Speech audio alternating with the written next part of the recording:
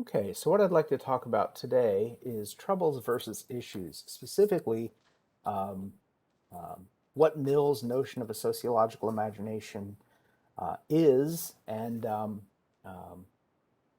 why it's especially helpful in trying to see the linkages that exist between members of society and broader social forces. Before we dive into that, I do want to say a couple of quick things about skepticism as a concept. This is going to be something that's important going forward through the rest of the semester. So, probably a couple of things to keep in mind with regard to things that shape sociological inquiry.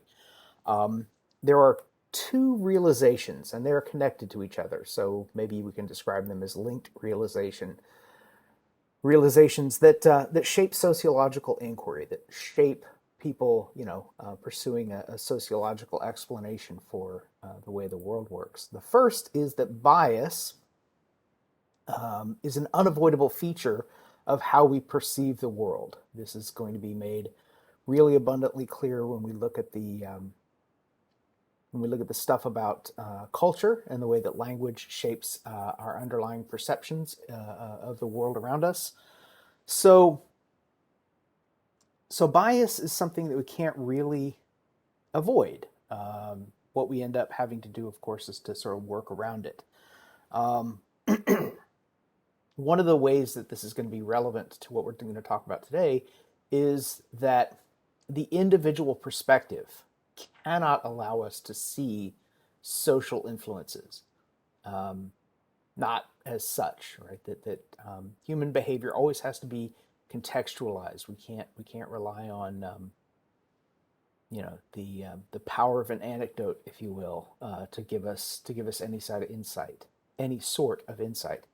The second linked realization that's at work here is that um, maintaining skepticism is essential to minimizing that bias. And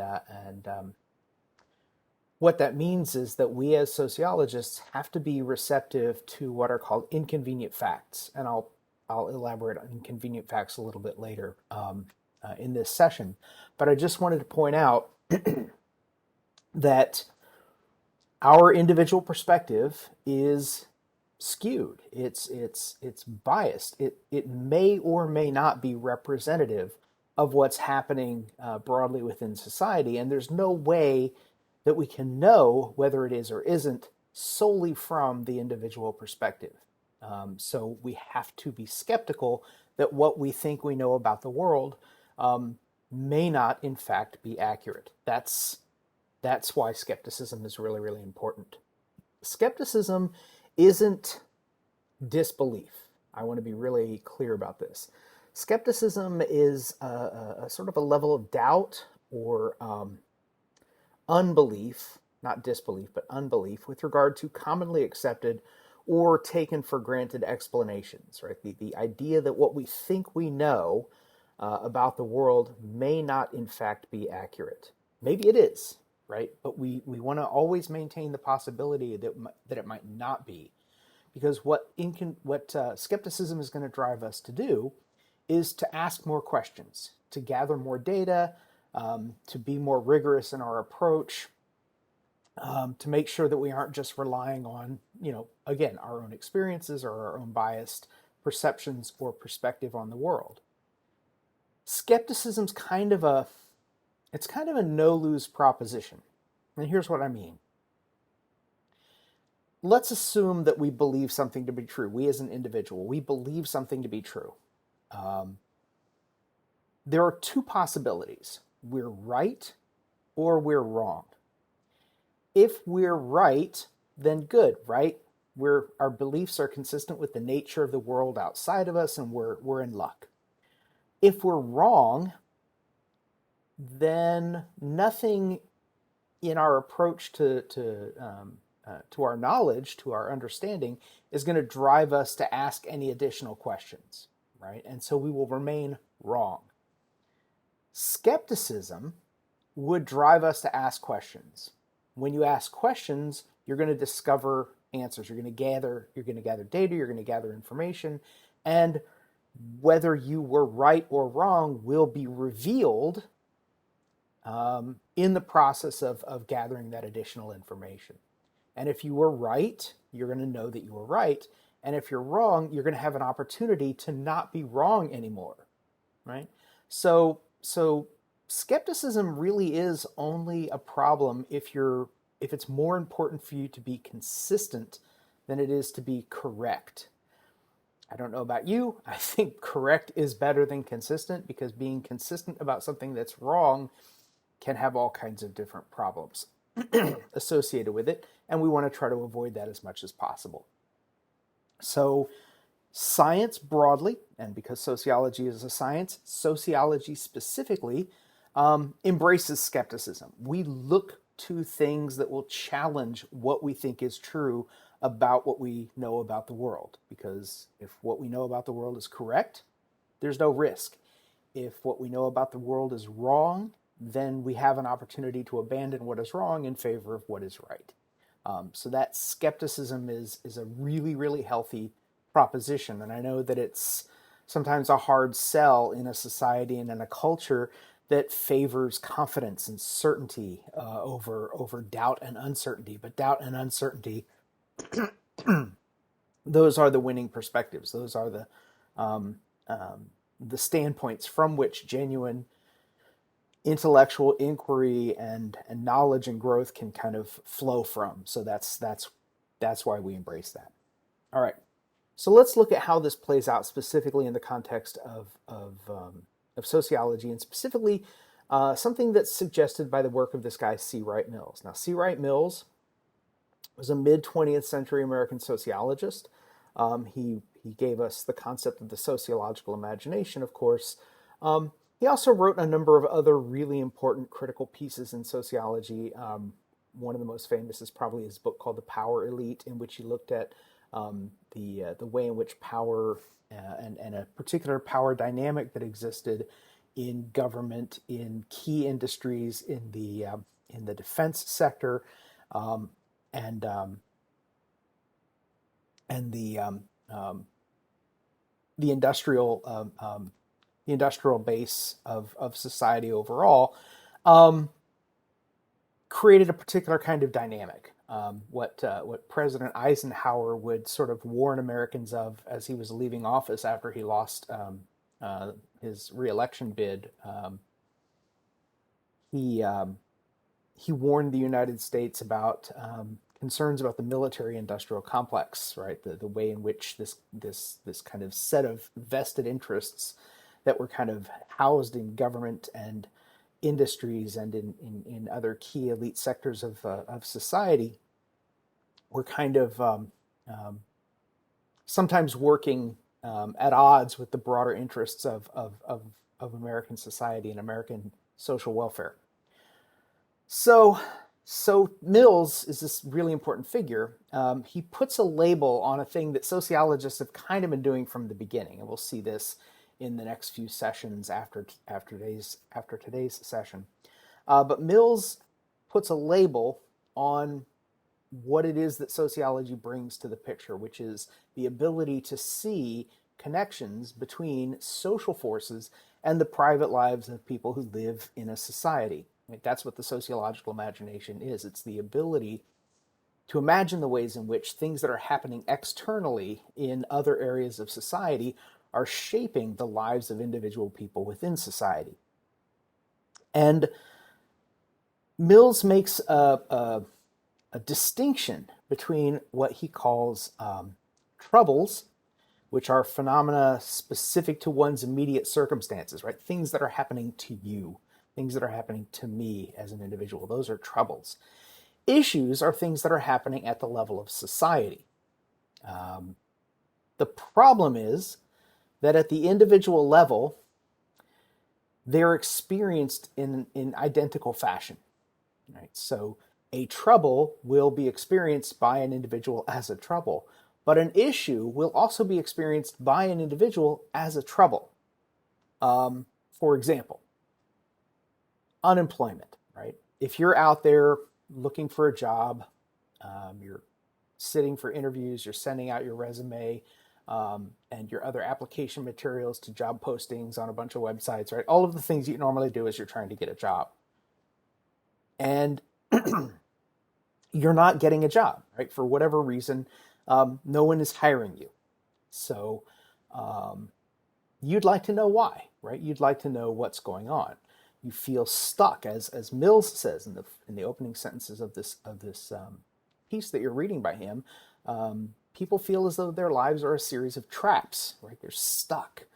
And they're stuck because they can't seem to get out of whatever rut they're in. They can't seem to get out of whatever circumstances they find themselves in. And according to Mills, at least, the reason is people are misdiagnosing what's actually happening to them.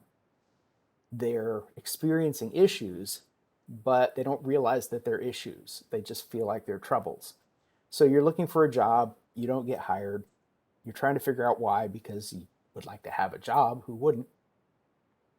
And there's nothing in your individual experience of not getting a job that tells you whether it is personal, right? Maybe your resume is a wreck. Maybe your your interview skills are really, really weak. Maybe you have terrible personal hygiene. Who knows, right? It could be a lot of different things. You don't know what it is because every single job interview is going to end the same way with some variation on the phrase, "Thank you very much, we'll be in touch." And then when they don't get in touch, they don't call you to tell you why they didn't hire you. That's just not part of the service. So you're stuck trying to figure out whether it's what you majored in, where you went to school, whether your resume needs work, whether you need a new outfit to go interview in, whether you need to brush up on your conversational skills, whatever it is, right? You're looking for your answer there. And look, if the problem is a bad resume, if the problem is poor interview techniques, that might work. But if the problem is that there's really, really large scale unemployment in society right now, and lots of people looking for jobs, but very few jobs to go around, that explanation is not going to be obvious to you based on getting turned down for a job interview, right? What you're going to need is you're going to need the ability to recognize that your lack of ability to land a job could be something other than you. That's the sociological imagination. And you're also going to need information. So information relatively solved that part of the problem, right? That was even back when Mills was writing this book in the late 1950s, that problem had been solved, right? Mass literacy through public education meant that everyone or almost everybody in America could read. And public libraries, these warehouses of information that were free and open to the public, meant that people could get whatever relevant information they needed. And that information dimension to this has only gotten easier. I think, where did I put it? Yeah, right here. By the way, I think people criminally misuse the word literally these days, right? So having a conversation with somebody and they'll say to you, to your face, they'll say, "I literally couldn't get out of bed today." And you're like, "But you're standing right in front of me," right? So that's kind of, most people say literally, they mean figuratively, but here I'm going to use the word correctly. Literally, in the palm of my hand, is access to more information than anyone has ever had in the history of the world, right? That's what our web-enabled smartphones allow us to do, is literally bring information into our awareness that, you know, normally would take a lot more time and a lot more effort. Now you still need to be able to sort good information from bad, and that's where critical thinking skills are going to become very, very helpful. But at the end of the day, the information problem is solved. We can find out what the unemployment rate in the United States is in the spring of 2022 quite easily. We could look at it as a trend. We could look at unemployment rates for monthly, by quarter, by year, for decades going back into the past, so we can see what the trend lines are. We have all the information. What we don't have is the quality of mind that would encourage us to ask particular kinds of questions, to imagine particular kinds of connections. So Mill's argument in promoting this notion of the sociological imagination is that we have to be able to contextualize people in their social environments in order to understand what's going on with those people. Because the answer to that question is usually going to involve something around that individual, not specific to that individual. Right? The individual who can't find a job is experiencing a social phenomenon, but they're experiencing it at the individual level. So our personal perspective can't tell us what's personal and what's social. Only a sociological perspective can do that. And it would be helpful to know, because a trouble is going to have one set of solutions attached to it. An issue will have a different set of solutions attached to it. And if the answer is we want to solve our problems, we sort of have to know what the nature of those problems are first. One of the things that's going to come up as a potential obstacle to contextualizing human action is whether or not we're taking an ethnocentric or a culturally relativistic standpoint. Now, ethnocentrism is essentially the tendency to use your own culture, your own society's rules and standards as the metric to evaluate other people's cultures, right? So when we look at, say, for example, in the United States, when we look at arranged marriages that are practiced elsewhere in the world, it might be the case that we see that as kind of backward or antithetical to certain social values that we all share. But that's using our standards. That's using the standards of the United States to evaluate the behavior of people who are not citizens of the United States. That's not really a fair metric. That's not really going to lead us to an insight into whether or not the behavior of a person in another set of circumstances is in fact appropriate or inappropriate to those circumstances. You have to take a step back and you have to look at the environment in which a person is operating. You have to be what we call culturally relativistic. Cultural relativism, this other standpoint, is the assumption that understanding the behavior of other people is only going to be possible if we understand the context or the circumstances in which they operate. Couple of things to keep in mind. Just because you can put yourself in the position of a person in another culture or another society and imagine, the way in which their behavior is a reflection of those social and cultural expectations, does not in any way require you to abandon your own culture and your own values, right? I can understand and even see how it is appropriate that somebody in another society is in an arranged marriage, while not wanting to be in an arranged marriage myself, right? My mother, I don't even want her picking where we go for lunch, let alone picking who I get to spend the rest of my life with, right? So I am not a fan of arranged marriages. That doesn't mean that I don't understand that they're appropriate and they work well in the environments where they are the norm. So that's cultural relativism. It's an understanding. It isn't necessarily an embracing of an alternative set of cultural values or cultural expectations. It's just the ability to see that other people in other places at other times are guided by different norms and values than we are in our present moment, in our present location. One of the ways that we are exposed to this is through, for example, shocking discoveries, right? Like Berger writes about in his piece, the idea that something that we assumed was true, we discover is not in fact true, and we have to take a step back and reevaluate our assumptions and reevaluate what we think we know. Another kind of variation on that is Max Weber's notion of an inconvenient fact. An inconvenient fact is a fact that goes against or undermines a person's belief. Now, I want to say a quick couple of things about facts because we're in a very strange historical moment. Facts are things that are true. They are true for everyone. We live in a world where people will postulate that some people are guided by an alternative set of facts. That's not what a fact is, right? There are not alternative facts. There are just the facts. People can have positions. People can have viewpoints or stances that are informed only by some facts, but not other facts. But that isn't the same thing as having different facts. You have a limited set of facts. You don't have all of the facts. Kellyanne Conway, an advisor to the former president, very famously coined the term alternative facts. But again, that's a nonsensical assertion, right? There is just this set of things that are factually true. If somebody says, well, you're entitled to your facts and I have mine, that's not how that works, right? There are, again, just facts.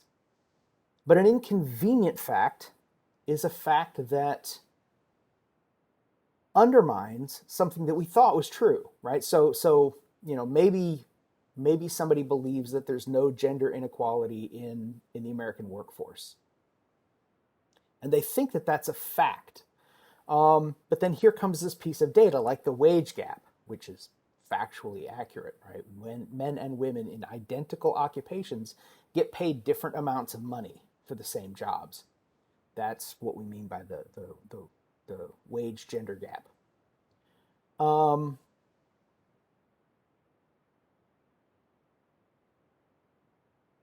That inconvenient fact undermines the belief that there is no inequality in the U.S. labor force, in the U.S.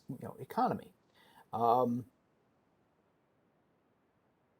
When you are skeptical,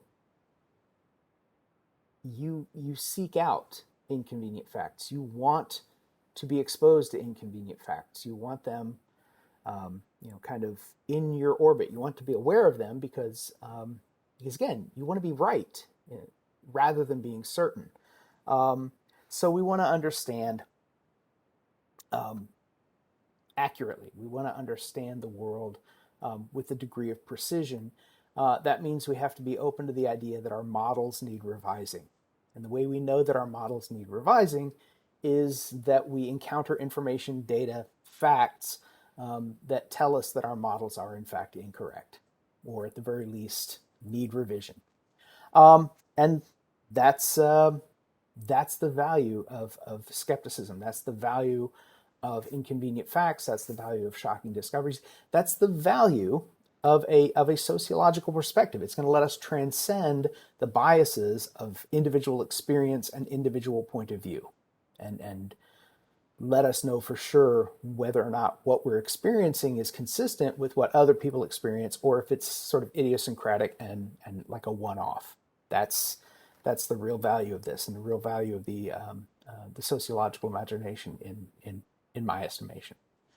And I think that should just about wrap this up. So until next time, I will say goodbye.